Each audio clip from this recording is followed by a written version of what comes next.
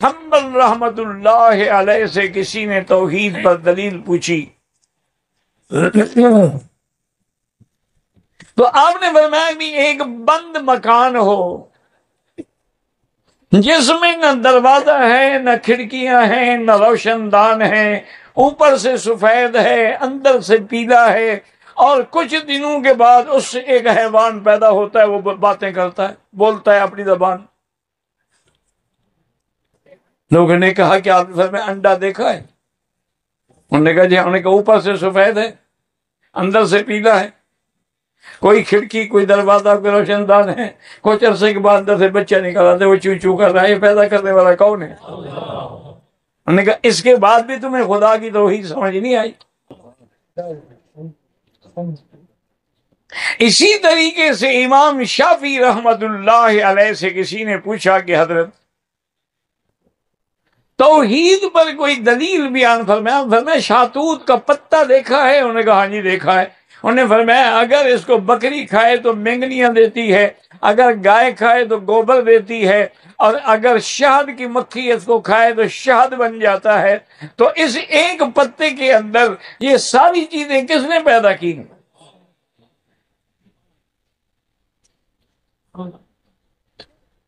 اسی طریقے سے ایک دہریہ تھا جو منکر خدا تھا، وہ خدا کو نہیں مانتا تھا۔ یاد رکھیں دنیا میں کئی لوگ بعض ایسے ہیں جو دو خدا مانتے ہیں، وہ کہتے ہیں کہ خدا دو ہیں، ایک یزداں ہے ایک اہرمن ہے، ایک خیر پیدا کرتا ہے ایک شر پیدا کرتا ہے، ایک نور پیدا کرتا ہے ایک اندھیرا پیدا کرتا ہے، ایک خدا کیسے خیر بھی کرے اور شر بھی کرے؟ وہ دو خدا مانتے ہیں۔ نصرانی جو ہیں وہ تین خدا مانتے ہیں، ان کا عقیدہ تثلیث کا ہے۔ اسی طریقے سے ہندو جو ہیں وہ تو خیر لاکھوں کروڑوں دیوتا مانتے ہیں، ہر کام کے لیے ان کا خدا الگ ہے، دیوتا الگ ہے۔ یہ لکشمی دیوی ہے جی دولت دیتی ہے، اور یہ دیوتا بارش برساتا ہے، اور یہ دیوتا قہر برساتا ہے۔ ان کے لاکھوں خدا ہے، لیکن اللہ پر ایمان لانے والوں کا خدا، سچی بات کریں، اگر ایک ہو تو تم مختلف جگہوں پہ سجدے کیوں کرو؟ اگر خدا ایک ہے تو تم قبروں پہ جا کے نمراتے کیوں بیٹھو؟ اگر خدا ایک ہے تو تم بچے شباز کر اندر سے کیسے مانگتے ہو؟ اگر خدا ایک ہے تو تم دلدل کے نام کی منتیں مانتے ہو؟ اگر خدا ایک ہے تو ہر قبر پہ تم جھنڈیاں اور جھنڈے لگاتے ہو، یہ کیا ہے؟ تو امام صاحب کو اس نے چیلنج کیا کہ میں خدا کو نہیں مانتا، مناظرہ کرنا ہے تو میرے ساتھ مناظرہ کریں۔ وہ منکر خدا تھا، دہریہ جسے کہتے ہیں، سوشلسٹ جیسے ہیں، یہ جتنے رشین بلاکس کے لوگ ہیں اکثر سوشلسٹ ہوتے ہیں، وہ خدا کو نہیں مانتے۔ وہ کہتے ہیں ہم جو کچھ کرتے ہیں ہم کرتے ہیں، خدا کیسے کیا تعلق ہے؟ اب جناب یہ ہے کہ وقت مقررہ پر وہ دہریہ بھی پہنچ گیا، امام صاحب نے آنے میں دیر کر دی عمدن۔ کافی دیر کے بعد امام صاحب تشریف لے آئے، اور وہ جناب نعرے لگا رہا ہے اور شیخیاں لگا رہے ہیں، دیکھو مسلمانوں کا مناظرے کرنے والا جو بڑا امام بڑھایا ہوا ہے، انہوں نے وہ تو میرے ڈر کے مارے بھاگ کے آتا ہی نہیں۔ تھوڑی دیر کے بعد حضرت امام صاحب تشریف لے آئے، اس نے کہا کیا بات ہے، کیوں آپ نے دیر کر دی؟ اس نے کہا بھائی میری بات تو سنو، ہمارے اس شہر کے اور میں جہاں ہوں درمیان میں دریا ہے،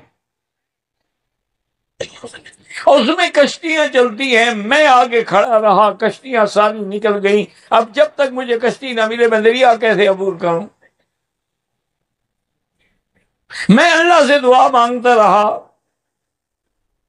بہرحال کچھ دیر گزری کہ میں نے دیکھا کہ درخت جو ہیں وہ خود کٹ رہے ہیں، ان کے تختے تیار ہو رہے ہیں، تخت خود بخود جڑ رہے ہیں اور کشتی کی شکل بن گئی ہے اور کشتی تیرتی تیرتی میرے سامنے کنارے پہ آ گئی ہے، میں اس میں بیٹھا تو آ گیا۔ اور نے کہا کمال ہے، یہ میرے منازع کے لیے آئی ہے، تو نعوذ باللہ، اس کا تو عقل ہی کوئی نہیں۔ ایسے ہو سکتا ہے کہ درخت خود پر کٹ جائے اور تختے خود بخود بن جائیں، پھر کشتی بھی خود بخود تیار ہو جائے، اس میں میخیں بھی لگ جائیں اور وہ تیرنے والی بھی بن جائے، ممکن ہے؟ آپ نے فرمایا اچھا اگر یہ ممکن نہیں ہے تو یہ ساری کائنات کا نظام بغیر خدا کے چل رہا ہے۔ انہوں نے کہا مناظر تم ہار گئے ہو،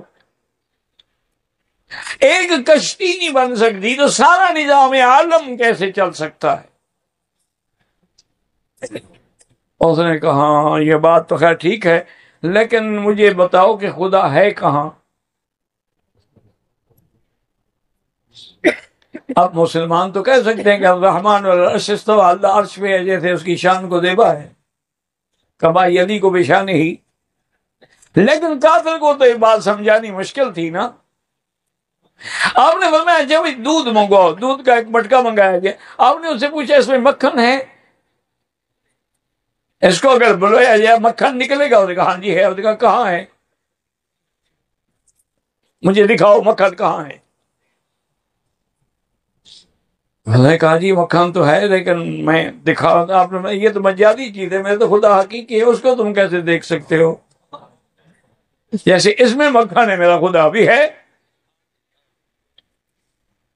انہوں نے کہا اچھا اب ایک سوال اور بتائیں کہ خدا، آپ کا خدا جو ہے اس کا رخ اس وقت کدھر ہے؟ مشرق میں، مغرب میں، شمال میں، جنوب میں، خدا کا رخ کدھر ہے؟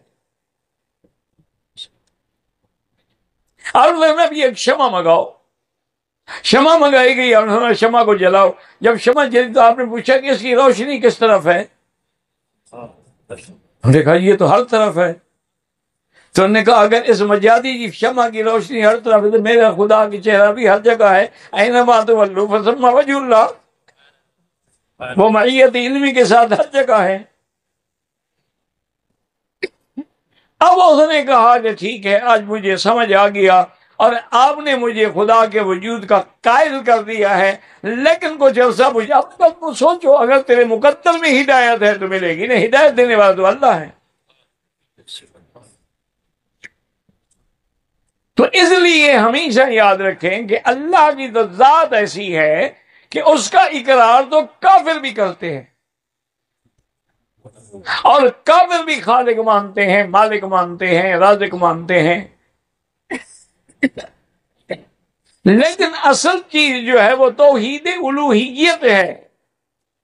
اصل چیز جو ہے وہ یہی ہے کہ آدمی کو اس کا من آئے کہ لا الہ، پڑھ لو ایک دفعہ، لا الہ الا اللہ محمد رسول اللہ۔ لا نفی ہے، کوئی معبود برحق نہیں مگر، کوئی عبادت کے لائق نہیں مگر، فلا تجعلوا للہ اندادا، انداد ند سے ہے، اس کا معنی شریک بھی ہے، اس کا معنی مثیل بھی ہے، اس کا معنی مقابل بھی ہے، یعنی اللہ کا شریک نہ بناؤ، مثیل نہ بناؤ، مقابل نہ بناؤ، اس کا کوئی شریک نہیں ہے۔ لا شریک لہ ولا وزیر لہ ولا مثل لہ ولا مثال لہ ولا مثیل لہ، لیس کمثلہ شیء وہو السمیع البصیر۔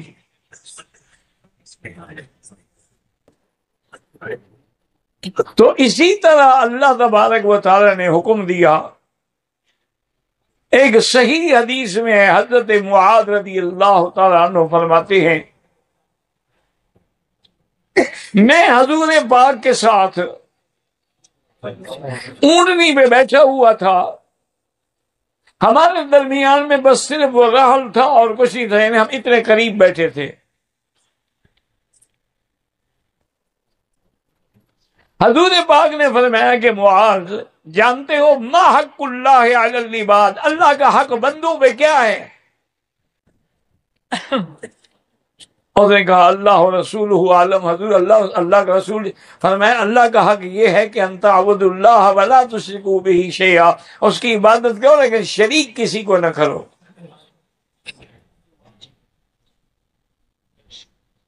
کیا مانے عبادت کس کی کرو؟ اچھا اگر تم کعبے کا طواف بھی کرو اور قبر کا بھی کرو تو شریک تو تم نے بنا لیا۔